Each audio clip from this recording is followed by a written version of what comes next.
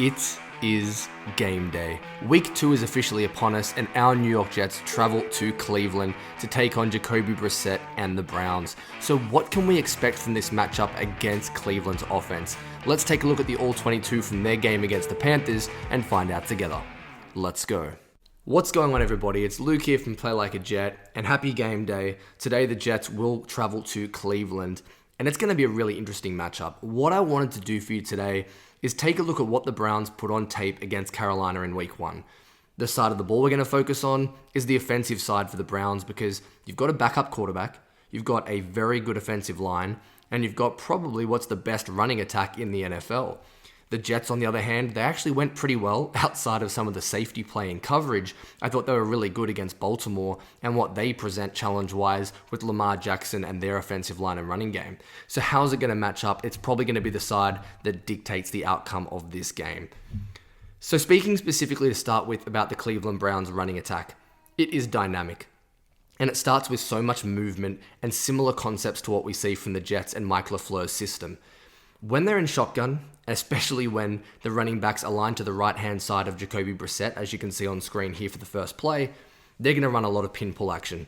What is pin-pull? Let's take a look at it at full speed to get you started. You're going to see left tackle and tight end trapped to the inside, and then you're going to see those two big rumbling blockers out in space, just paving the way for Nick Chubb. So let's break it down a little bit more.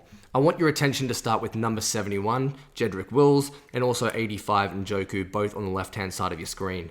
Their job is to trap and seal their blockers inside. Start with number 71, Wills at left tackle. Does a nice job on the 3 tech. Look at his seal block technique. Numbers to the sideline. Traps him to the inside. He's going nowhere. David Njoku, you can see he lets the outside linebacker go. That's not his responsibility. He wants to pick up Shaq Thompson in the hole, make sure he keeps him and contains him to the inside, is so physical at the point of attack, and look at the lane that's opened up. How did we get here? Well, now shift your attention to the interior offensive linemen. The center, the left guard, 55 and 75, they're out in space. That outside linebacker that we left, he is the responsibility of the left guard. He cleans him up. And then number 55, the center doesn't even have someone to block, and Nick Chubb has an enormous lane. Why is that? You can see the outside linebacker off ball actually gets fooled into thinking Njoku's in pass, running a route here, so he shifts with it. Then you see the pulling center literally has no one to meet in the hole. It's an enormous 20-plus yard gain. They are so good at executing these looks. So let's stay with the theme, pin pull, out of shotgun, towards the left-hand side of their offensive line. You're going to see a very similar look and a very similar outcome. You're going to have the tight end and the left tackle both doing their thing, trying to trap to the inside. Once again, look at the tight end, far right-hand side of your screen. He leaves Brian Burns, he goes for Shaq Thompson, and allows his offensive linemen to get out and be the lead blockers, and they rumble in space. This time, Chin does a pretty nice job ducking to the inside, actually making the center miss, but still can't execute the tackle. Another big gain, this time for Kareem Hunt. Watching it one more time though, look how fluent they are in space. They execute this so well. If you see the running back on the right-hand side of Jacoby Brissett, out of shotgun, it could be a pin pull action. One more example of the pin pull. This one's a little bit different because you're going to see Shaq Thompson, the linebacker number 7 on the left-hand side of your screen.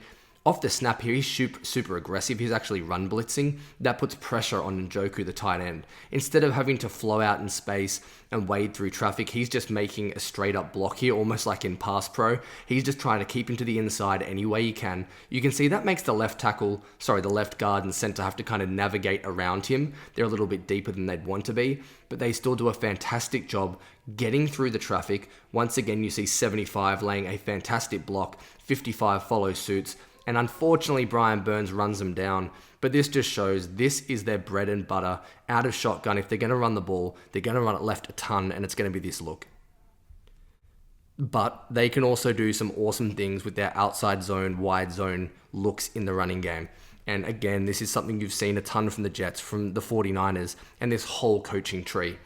Letting this play flow, look how well they handle the combo blocks. Both of their tackles do a great job getting to the second level and springing Nick Chubb straight through for another 10, 15 yard gain. It was so easy for them. What are the characteristics of the wide zone? Let's focus first of all on the right tackle and the right guard. They're trying to combo block both the 3-tech and number 57. They do a fantastic job passing off 99, getting to the linebacker and making sure they keep him out of the play.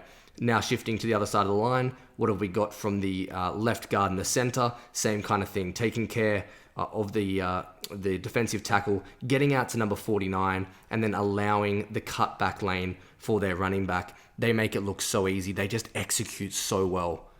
One more example of it, again for Nick Chubb, this time running the ball right, which you don't see as much for Cleveland, but again, very well executed, very well blocked. You can see them get to the second level. Everyone executes very well, hat on a hat, getting out in space. Once again, Nick Chubb cuts back. You can see his landmark is outside the tight end, the ghost tight end in this instance. But you can see they've got hats to the outside of the Carolina Panthers. That means it's cut back time, good vision, gets through the hole, accelerates quickly, and it's another 6-7 yard gain, getting ahead of the chains. They do this very well. I wanted to finish looking at the Cleveland running game with this play, because it's very easy to think of them as a finesse, zone blocking scheme, a lot of players in motion getting to the second level, but they can also be super disciplined, they can be aggressive, and they can also be a gap type scheme. Here's an example of it. You can see it ends up in a touchdown for Kareem Hunt. The Red Sea just parts for him, but what makes this special is just how well they execute again. We're going to start with looking at the center, number 55, and number 75, the left guard. Their responsibility is keep those two players being the 1-tech, and then also Shaq Thompson, the linebacker, keep them to the outside and make sure they don't affect the play and find a path to get to the running back. From there, the key blocks are then going to be 77 and 66, the right guard and the right tackle. They do a fantastic job handing off this little run stunt and opening up a heck of a lane using these kind of seal block techniques. You can see off the snap, 77 does a fantastic job passing off the interior defensive lineman, and then he picks his eyes up, picks up the linebacker, and you can see them both seal. Look at their backs, both facing each other. They've opened up the lane, and Kareem Hunt can just explode through there and take it all the way to the house. This isn't just a team who can be pretty out on the edge. They can get it done in the trenches. They can run that almost Patriots gap scheme. They're very, very versatile. But in the passing game, wow, was it a very different story for Cleveland. Jacoby Brissett struggled. In the first quarter, all 4 of these plays I'm going to show you, they're in the first quarter. He could not throw the ball deep. He left, honestly, 200 plus yards on the field in the first quarter alone. First example, out of shotgun, running back on his right-hand side. He drops back. You can see immediately, wide receiver at the top of your screen wins quickly at the line of scrimmage, and the corner is even, and he's falling down. Jacoby Brissett hasn't even separated the ball from his hands here. He's making the decision right now to throw the football. That corner's on the floor. He has a very clear picture. The middle field safety is coming all the way from the middle of the hashes. He needs to really rocket this ball in on a line and get it to him quickly, but he tries to layer it. That corner's on the floor. There is no reason to have to try and get that ball up and over with air, get that on his outside shoulder, on a rope, and give him a chance to make a play. But instead, he has this kind of indecisive, weird trajectory on the football. And quite honestly, this is just a really bad miss from Jacoby Brissett, and it kind of set the tone for what was to follow. This play here, out of shotgun, you can see them go empty. They're going 5 wide. Jacoby Brissett has really nice time.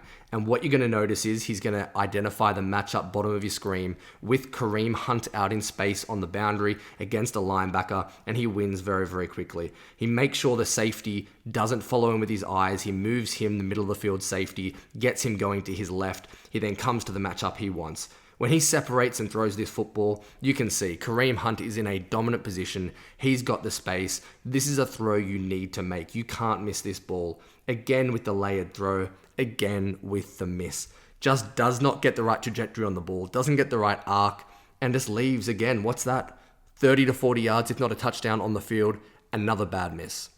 The penultimate play was really the one that annoyed me the most. This was a great route, really well schemed open, and again, Jacoby Brissett just doesn't have the trust in his arm to make the play. I'll let it run for you at full speed. You can see the heavy run action fake. Does a nice job getting out on the bootleg.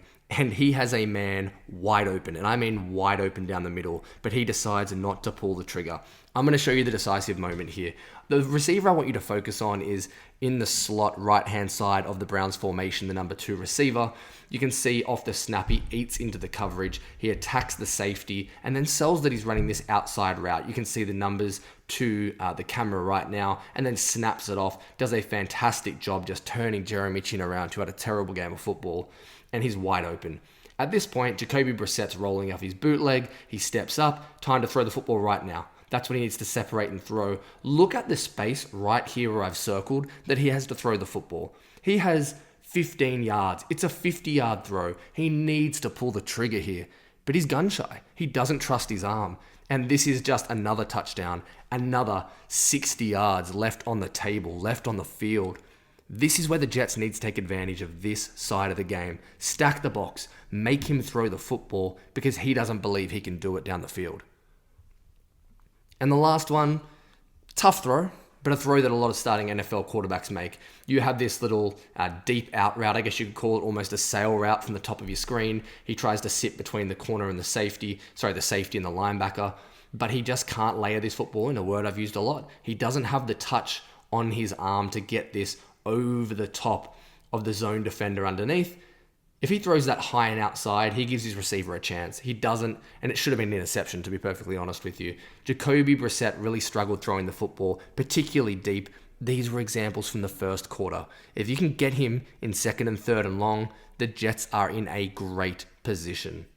So that's what I expect from the Cleveland Browns offense. They want to run the football, especially on first and second down, every single time. It's going to be big if Jordan Whitehead can play. We're going to need great performances out of Quinnen Williams and Jermaine Johnson, John Franklin Myers. Stop the run and put the game in Jacoby Brissett's hands. That's the game plan for the New York Jets.